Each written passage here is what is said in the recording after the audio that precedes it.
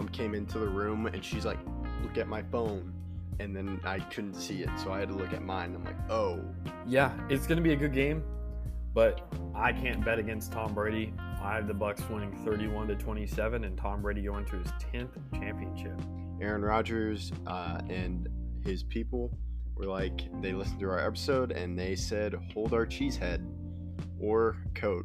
Donovan Mitchell, who right now looks to be a superstar. Just amazing. And I don't care what the Red Sox got for trading Mookie Betts and David Price. The Dodgers, in my opinion, win it. I don't have to see what players they gave up. Yeah, that's not just the Chiefs. That's Andy Reid. He knows the defenses so well because he's such a great offensive mind. That well, you said you can't bet against Tom Brady, and as a Cowboys fan and what I just did last weekend, I am not gonna bet against Aaron Rodgers. It was a great series. Game 4 was one of the best games I've ever watched in my entire life. Just goes to show the offense for the Dallas Stars could not keep up, and when the defense needed to step up, the Lightning's offense just overpowered them. Chris Paul is one of the most underrated players of all time. He's been the best player wherever he goes, and that includes with the Rockets.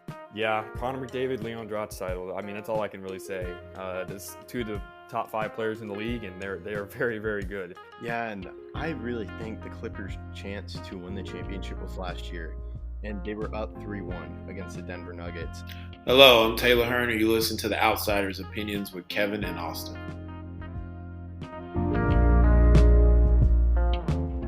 What's up, y'all? Welcome to our MLB Opinions of the Week. Last week we did World Series or Bust, and today we are doing Playoff or Bust. But Austin, how's it feeling with 1 week of baseball? It feels good. At least we have a season. That's all I can really say. Yeah, has anything caught your eye, or think it's too early? I think it's too early to say anything. Vlad Guerrero last night hit 3 homers against my Yankees, and he basically single-handedly won them that game since they only won 6-4. But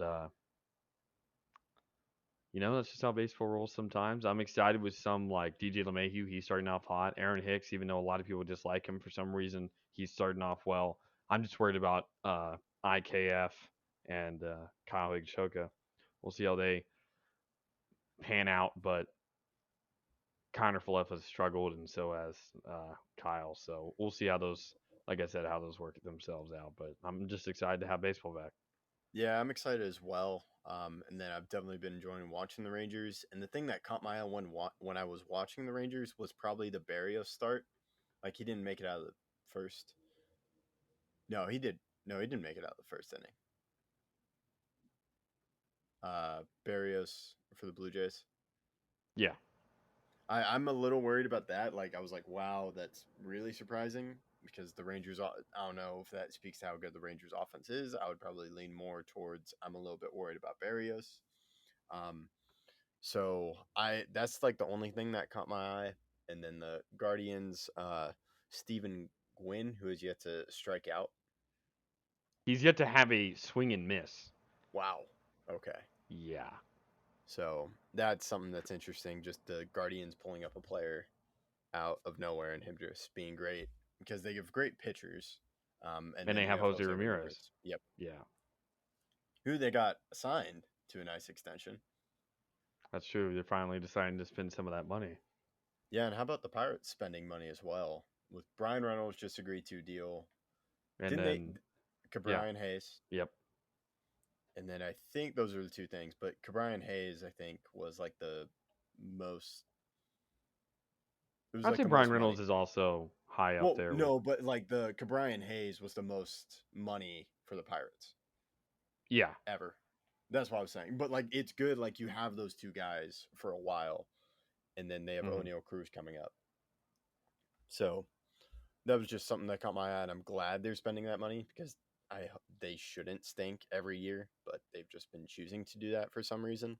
But I think we can get into the playoff or bust now, which is I had trouble with one team, and then I added on another team. So we have 4 teams we agree on, and those we'll go one by one and talk about why they're playoff or bust. What do you want to add? So this is just a disclaimer because I don't think Kevin's mentioned it yet. Playoff or bust. This is coach gets fired or manager in this instance, it'd be coaching any other sport, but manager gets fired if they miss the playoffs. So because they added another, we took it into a factor the offseason additions, how long they've been with the team, and the fact that they added another playoff spot. So now 6 teams get in. There's less margin for error for these coaches. If you almost missed it this year, we'd have been 2 spots out last year. So there's a lot of pressure on these coaches. So yeah, we're going to go through the 4 teams we agree on, and then there was one team I disagreed with that Kevin wanted to put on, and one team he disagreed with that I wanted to put on. So we decided to just split it off into 2 different categories: teams we agreed with and teams we did not. Yeah, and I think some people are going to be alarmed when we say one team, but the first team is the Mariners. The manager has been with them since 2015. We looked that up, and the thing that caused me when we get to that team was the coach. I was like, do I think they fired the manager? I don't think so. But with them, since he's the manager for the Mariners, has been with them since 2015, and they made all these moves. I'll let you go into those moves, but it screamed to me like we're going to make the playoffs, and they were so close last year, and they just missed it, and now it's playoff or bust for them. I totally agree. They have a lot of great players like Mitch Haniger, J.P. Crawford, the additions of Adam Frazier, Jesse Winker, and AL Cy Young winner last year, Robbie Ray. They made moves saying we're going to win this year, at least get into the playoffs. And if they miss it with the added spot, that would really prove to be a terrible fate for a Mariners team that hasn't made it in 20 years. This would be 21 years. And like you said, he's been here since 2015, Scott Service, or Servias, or I don't really know how to say his last name. Apologize if I messed it up. But he's been here since 2015. That's 7 years. This is his 7th season with the team. If you can't get your team in the playoffs within 7 years, and your front office is making all these moves, pushing you to make it, you deserve to be fired. Yeah, you're correct. Especially with this roster, you got to make it, and you were so close last year, and then you add in, like you said, Frazier, Winker, Suarez, and then Robbie Ray, and then you have some guys coming up. There's a lot of talent on this roster, so they should make it. Now the second team is the White Sox. This would mean if they miss it, we both agree that Tony La Russa would be fired, which is something that I could see happening. Yeah, they struggled a little bit in the locker room with him last year. There was some discomfort, but obviously they made the playoffs and then won one playoff game against the Astros before being gentleman swept in 4 games. It was a tough series, but many of the moves they made, even though they lost Carlos Rodon, we're going to make the playoffs again this year, and we're going to be better. We're at least going to make the LCS, make improvement on last year. And I feel like if they make improvement, he'll stay. But if they fall out of the playoff picture, and let's say the Twins win the division and no one else from the division makes it in, or maybe the Guardians make it in, something crazy happens, we're going to be looking at a team that needs to find a new manager next season, even though he's only been here now 2 years. Yeah, and just the pedigree of La Russa, it would be shocking to see them part ways with him. But there's so much talent. Like there's Luis Robert, there's Juan Moncada, Tim Anderson. Then you have Grandal, Abreu. There's so many great players. They also traded for Pollock. And they do have a nice pitching staff, even though they lost Rodon, and they are without Lance Lynn for a while. But they need to make the playoffs or it's a bust. Like they made it to the playoffs, and I had high hopes for them in the playoffs last year, but it's important for them to make it, and it would really stink because they've gotten out of that rebuild, and these players are coming up, and they made big trades last year. So I agree. It would be shocking, but I wouldn't be totally surprised like I would be with the team I disagree with. But we'll go to the third team, which is the Phillies. I could see Joe Girardi getting fired because they've done a lot in the past few years. They did sign Castellanos and Schwarber, but they still have Bryce Harper. They have Wheeler. They have Aaron Nola. They have a lot of talent, and they need to make the playoffs because it's such a good team. And there's aging on here with Didi Gregorius at shortstop, and they have Stotts at third base. So there's a lot of question marks with the future of this team. So they really need to make the playoffs right now for this season. Yeah, I totally agree. Improvement needs to be shown for any confidence to be put in Joe Girardi for the future. And I was mad as a Yankees fan when he was let go. We had just made the ALCS and we got cheated out of it. So I would be not happy if that happened, but I don't expect it to here. Like I said, I expect the Phillies to make the playoffs. I made that my prediction. But if they were to fall out, I definitely feel like Joe Girardi would be fired. Yeah, I agree with you on that. So we both agree on that. Now we go to the final one that we agree with, and that's the Brewers. What do you think? Yeah, this is another team that made the playoffs last year and then lost in 4. Uh, I did not have high hopes for them. I thought the Braves would win the series, but a lot of teams did, especially with or a lot of fans did. They have the best pitching starting lineup for pitchers, starting rotation in baseball. They had the NL Cy Young winner, and while they fell out partially because of Christian Yelich's inability to be consistent all year, they just have to prove themselves to not be uh, continued in the situation of mediocrity. Well, making the playoffs is a good thing. If you're just making it and falling out immediately, you're not really improving. It's not a positive anymore. They have to make the playoffs and then I would say at least make it out of the first round for there to be confidence in this coach heading forward. Yeah, I agree. They have such a great rotation, and they do have the Cardinals in the division. And that's like their main threat. Everyone else, I don't see as a real threat, but they need to make it because of that rotation, and hopefully their offense can just do enough to get that rotation in the playoffs because they have the rotation. They just need some hitting, and then they can go far. But it's they've come close the past few years. They've been in the playoffs, so they just gotta make it again. But now those are the teams we agree with. So we finished that list. The one I disagree with is the Padres. Austin wanted them on. And while the Padres have done a lot and they have a lot of pressure that they have put on themselves with the trades they have made over the past few years, I just think with the Tatis injury as well, I think they don't. The Bob Melvin, I don't think would be fired if he misses the playoffs this year. But then going into next year, that would happen, and I could see the Padres parting ways with him next year, but not this year. What do you think, Austin?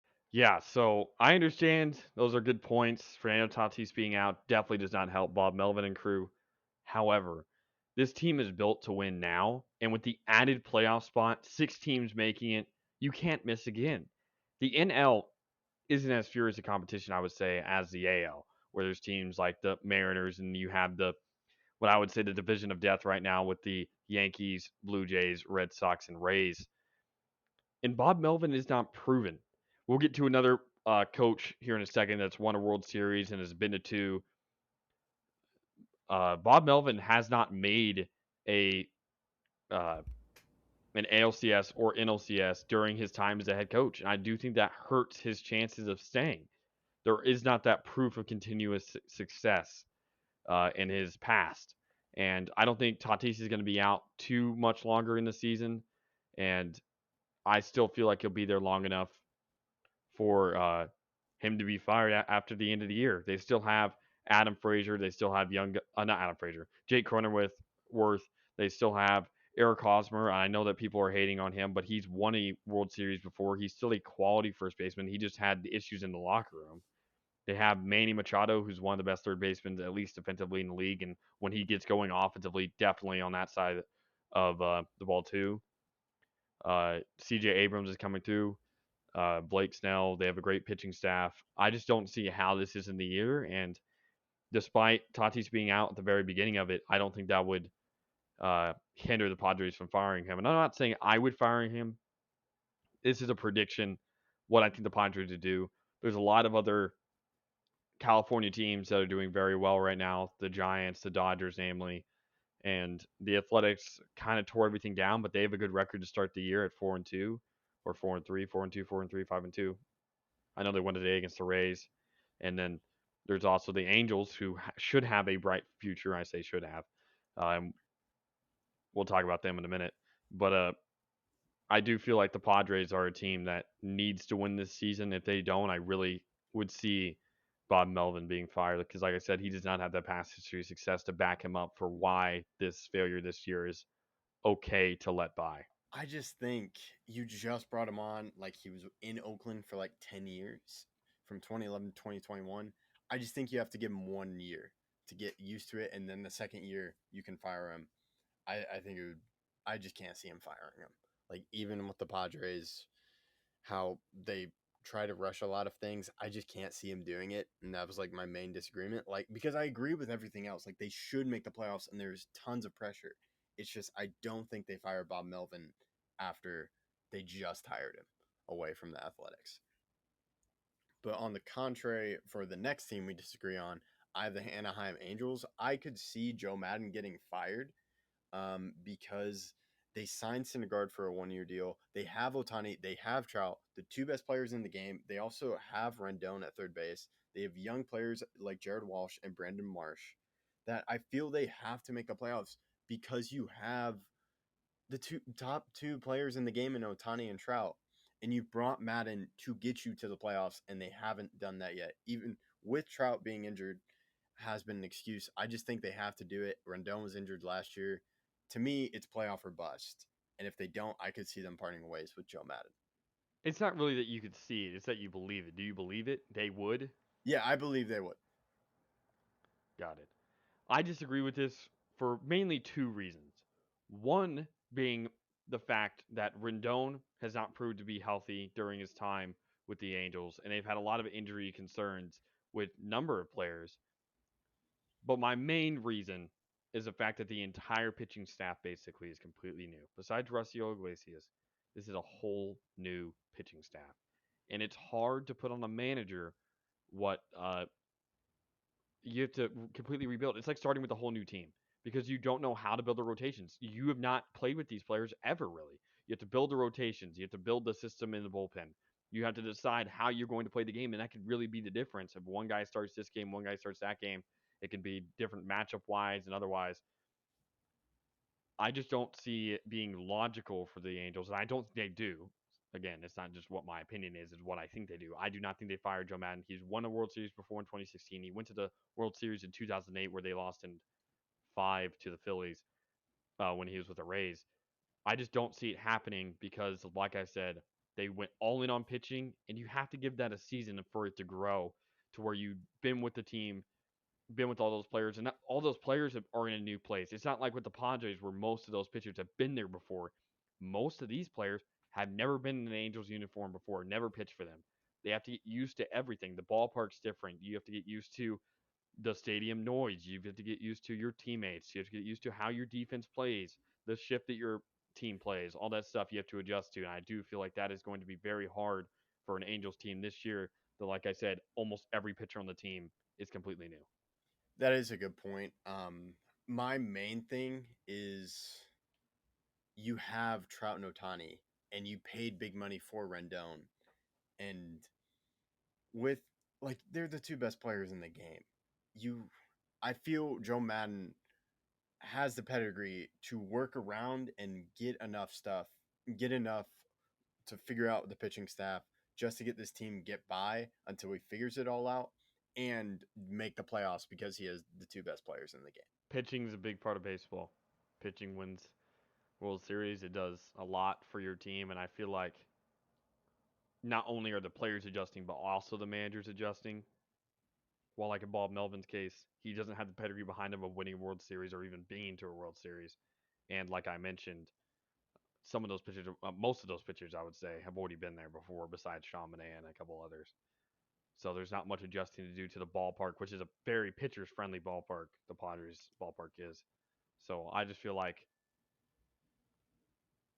it's going to work itself out better with the Angels moving forward, even if they don't make the playoffs with Joe Madden. So I feel like they like that situation more than the Padres would after this season because another reason, something I failed to mention before, the Padres made the playoffs in 2020. And the pressure that ramps up the pressure even more because of the COVID season in every sport. A lot of people are calling fluke year, Mickey Mouse ring, whatever you want to call it. That adds pressure. And the Angels didn't make it that year, partially because of Ohtani was not healthy and their pitching was lacking. So I feel like the pressure is less on the Angels. And while if they don't make it by 2023 next season, I would definitely put them on this list. But I don't feel like they deserve to be on this list this season. Yeah, I disagree with you, and that's why they're part of our disagreement section of this. But that concludes it. I think for our listeners, a lot of them may see the Mets made a lot of moves this offseason, but we did not disagree on them. I think the Mets just need 1 year to get everything together, and you brought up DeGrom, so I'll let you explain that more. Yeah, DeGrom is going to be out for Lord knows how long, and he is a LeBron-type figure for the Mets. Having him out greatly hinders your abilities of making the playoffs.